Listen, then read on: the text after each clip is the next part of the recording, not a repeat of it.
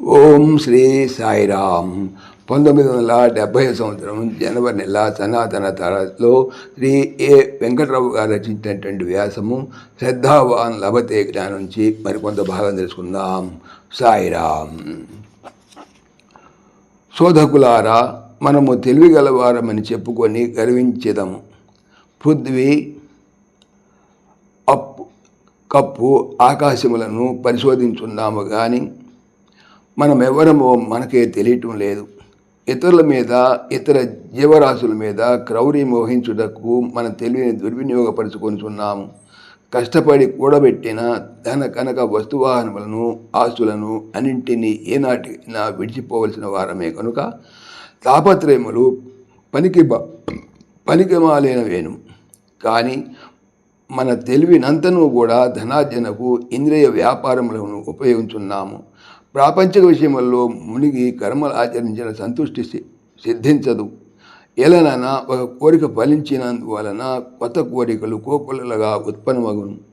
ఆనందమే మన సహజ స్వభావము కనుక ఏదో ఒక విధమైన రీతిలో సౌఖ్యం అందుకొనుటకు మనము సర్వదా ఆశించుతున్నామని బాబా వారు చెప్పినారు. అనంతమే మన సహజము కనుక హద్దులను మనము సహించము. అనంతమే మన సహజము కనుక హద్దులను మనము వహించము. శాశ్వత ఆనందమునము మనం ఆశించున్నాము కానీ అజ్ఞాన కారణమున అట్టి ఆనందము కొరకు పరిమితమైన ప్రపంచములు అన్వేషించున్నాము. ఇక్కడే ఆనందమునందుకొనుట ఆశించుటలో నిజముగా మన సహజ స్వభావమును ప్రదర్శించున్నాము అని బాబా వారు తెలియజేసినారు.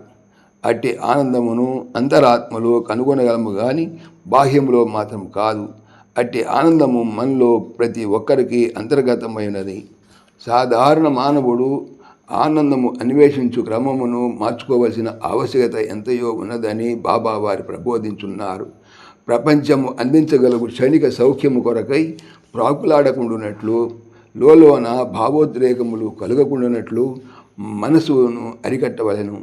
బాహ్య దృష్టి లేకుండానట్లు చేసుకొని అంతర్దృష్టిని అభివృద్ధిపరచుకొనవలేను. నీ ఇష్టదేవత రూపములో ఉన్న సర్వేశ్వరిని అట్లు కాని ఎడల రూపమే లేని చిచ్చక్తిని హృదయ పీఠముపై ప్రతిష్ఠించుకొని మనసు ఆ రూపం లేక శక్తితో తదాత్మ్యము పొందినట్లు అభ్యసించవలేను. సత్యము మెరుపు వలె ప్రకాశించును. హృదయవాసుడైన సర్వదీ సాక్షిభూతుడు తనకు తానుగానే అభివ్యక్తమగు సుదినము సంప్రాప్తించును. అహంభావన ఉద్భవించుటకు ఆధారం అనేటువంటి అవగాహన తీసుకున్నటకు ప్రయత్నించమని బాబా వారు కరుణతో హెచ్చరించినారు. అట్టి ఆధారము వద్ద మనసును కేంద్రీకరించి వేచి ఉండు. సచిదానందమైన నీ సహజ స్వరూపమునకు నీకు సాక్షాత్కరించును. శ్రద్ధావంతుడైన సాధకును మాత్రమే బాబా వారు ఆశ్రయమని అపోహపడనక్కర్లేదు. ఆతులకు అర్ధాతులకు కూడా బాబావారి ఆశ్రయులు. ప్రతి ఒక్కరూ బాబావారి వద్ద నుండి సుఖ సంతోషములు అందుకొందరు. ప్రతి ఒక్కరూ వాసనలకు అనుగుణముగాను అవగాహనాశక్తికి తగినట్లుగాను బాబావారి వారిని సత్య మార్గంలో ప్రవేశపెట్టి సత్యసీమకు పంపుతున్నారు. అన్నింటికన్నా ముఖ్య విషయం ఏమంటే బాబావారు సర్వులకు ప్రాపంచిక భ్రాంతులు లేకుండానట్లు చేసి వారిని విషయ వాసనల నుండి విముక్తులను చేస్తున్నారు. సర్వవ్యాపకమైన నిత్య సత్యము మానుష వేషధారే ప్రశాంత నిలయమును అలంకరించుతున్నది. క్లేశపడుతున్న మానవాళి క్షేమ నిమిత్తమై శ్రీవారు సత్యం, శివం, సుందరం యొక్క విశిష్టతను ప్రబోధించున్నారు. సాధకులారా, ప్రశాంతి నిలయము చేరి బాబావారి పాదపద్మముల వద్ద ఇప్పటికే శరణాగతిని పొందని ఎడల త్వరితపడు. ఇదే మంచి తరుణం. జీవిత పరిమితి మితమైనదేను. శ్రద్ధావాన్ లభతే జ్ఞానం. సాయిరామ్. పవిత్రమైనటువంటి భాగవతం చెప్పేది ఏమిటి? బాగా అవుతాము అనే.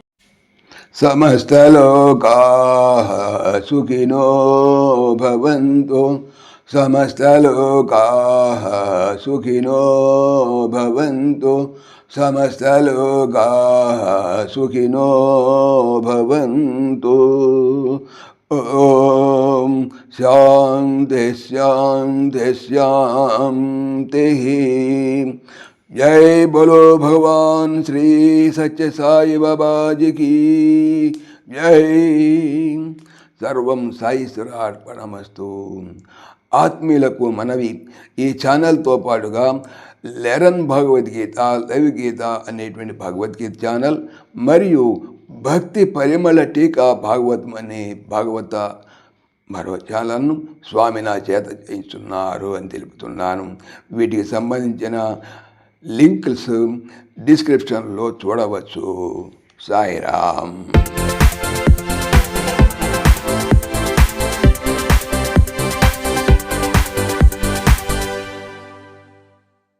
పవిత్రమైనటువంటిది Bhagavatam. Bhagavatam stands in Bhagavatam చెప్పేది ఏమిటి? బాగా అవుతాము